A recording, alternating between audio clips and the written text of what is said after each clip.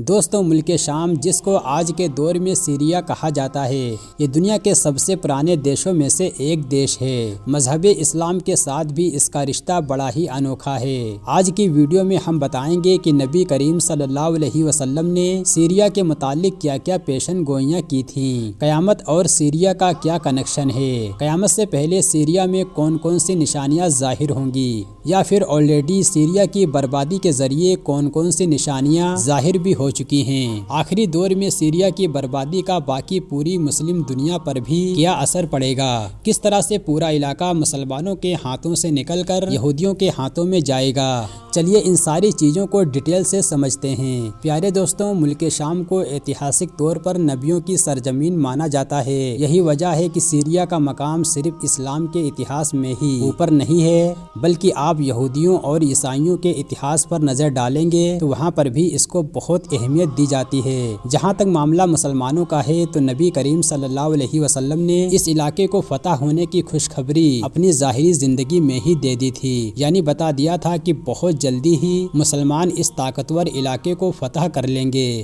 پہلے خلیفہ حضرت ابوبکر صدیق رضی اللہ تعالیٰ عنہ کے دور میں مسلمانوں نے اس کی شروعات بھی کر دی تھی، اور پھر دوسرے خلیفہ حضرت عمر رضی اللہ تعالیٰ عنہ کے دور میں پورا علاقہ فتح بھی ہو گیا تھا، اور اس طریقے سے نبی صلی اللہ علیہ وسلم کی یہ پیشن گوئی پوری ہو گئی تھی۔ دوستوں، آپ کو بتاتے چلیں کہ ملک شام یعنی سیریا وغیرہ جو دیش ہوا کرتا تھا وہ صرف اتنا ہی نہیں تھا جتنا آج کے دور میں ہم لوگوں کو دنیا کے نقشے پر نظر آتا ہے، بلکہ نبی صلی اللہ علیہ وسلم کے دور میں تو دنیا کے وہ پورے علاقے کو ملک شام کہا جاتا تھا، جہاں پر آج کے دور میں سیریا کے ساتھ ساتھ جارڈن، لبنان، فلسطین اور اسرائیل کا جو پورا علاقہ ہے وہ سارا، اور اس میں ترکی کا بھی کچھ حصہ شامل ہوا کرتا تھا۔ مطلب آج کے دور کے لحاظ سے دیکھیں تو سعودی عربیہ کی اوپر کی سائیڈ میں عراق اور ملک شام ہی ہوا کرتے تھے، اس کے علاوہ کوئی بھی دیش نہیں تھے۔ پھر یا تو ایک سائیڈ میں مصر تھا، یا پھر دوسری یعنی اوپر کی سائیڈ میں اناطولیہ کا وہ علاقہ تھا جو آج کے وقت میں ترکی کہا جاتا ہے۔ اب جہاں تک معاملہ نام کا ہے تو اتہاس کار اس علاقے اور اس ملک کا نام شام ہونے کے پیچھے کئی الگ وجہ بتاتے ہیں، مگر جو سب سے مشہور وجہ ہے وہ یہی ہے کہ یہ نام حضرت نوح علیہ السلام کے بیٹے شام کی وجہ سے پڑا ہے، کیونکہ یہی وہ پہلے انسان تھے جو اس علاقے میں آ کر آباد ہوئے تھے، اور بعد میں پھر وہی شام نام بدلتے بدلتے شام ہو گیا۔ حضرت عبداللہ ابن عمر رضی اللہ تعالیٰ عنہ سے روایت ہے کہ نبی کریم صلی اللہ علیہ وسلم نے چند صحابہ کے بیچ میں بیٹھ کر دعا فرمائی،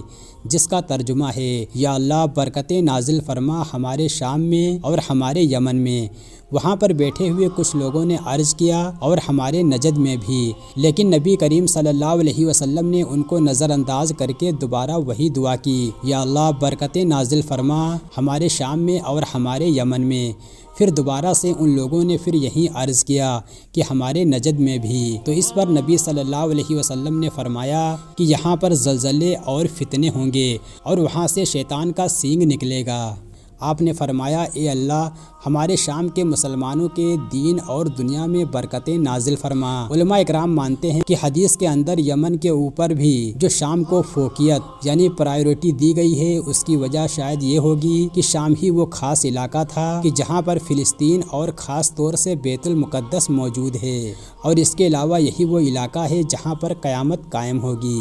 حضرت ابو امامہ رضی اللہ تعالیٰ عنہ سے روایت ہے کہ نبی کریم صلی اللہ علیہ وسلم نے فرمایا کہ ملک شام اللہ کا چنا ہوا شہر ہے، اور اللہ اپنے چنے ہوئے بندوں کو اس میں جمع فرمائے گا۔ اسی طرح حضرت زید بن ثابت رضی اللہ تعالیٰ عنہ سے روایت ہے، انہوں نے کہا ایک دن ہم حاضر تھے کہ نبی کریم صلی اللہ علیہ وسلم نے ارشاد فرمایا کہ ملک شام کے لیے خوشخبری ہے، بے شک اللہ کے فرشتے اس کے اوپر اپنے پر پھیلائے رہتے ہیں۔ نبی کریم صلی اللہ علیہ وسلم نے ایک بار یہ بھی ارشاد فرمایا کہ جب اہل شام یعنی شام کے لوگ تباہی کا شکار ہو جائیں تو پھر تم میں کوئی خیر باقی نہیں رہے گی۔ اس حدیث سے صاف پتہ چلتا ہے کہ باقی پوری مسلم دنیا کا فیوچر بھی شام کی قسمت کے اوپر ٹکا ہوا ہے،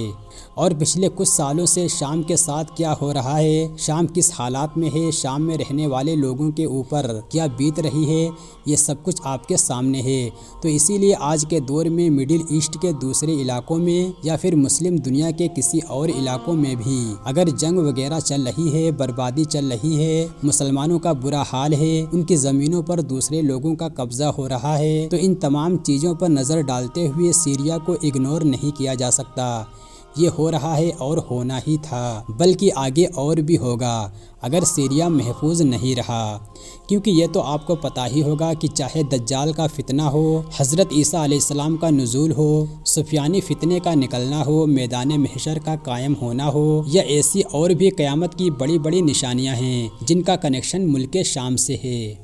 اگر نبی صلی اللہ علیہ وسلم کے دور کے لحاظ سے دیکھا جائے تو شام صرف آج کا سیریا ہی نہیں ہے، بلکہ اس میں آج کے دور کا لبنان، جارڈن، فلسطین اور اسرائیل کا پورا علاقہ اور ترکی کا بھی تھوڑا بہت علاقہ شامل مانا جاتا ہے۔ اب یہ ساری چیزیں اسی علاقے میں ہی ہونے والی ہیں، تو ظاہر ہے پہلے سے ان چیزوں کا اثر دکھنا بھی لازمی چیز ہے۔ دوستوں، آپ لوگوں کی اس پر کیا رائے ہے کامنٹ میں ضرور بتائیں۔ ایسے ہی نالجبل ویڈیو سننے کے لیے ہمارے چینل کو سبسکرائب لازمی کریں۔ شکریہ، اللہ حافظ۔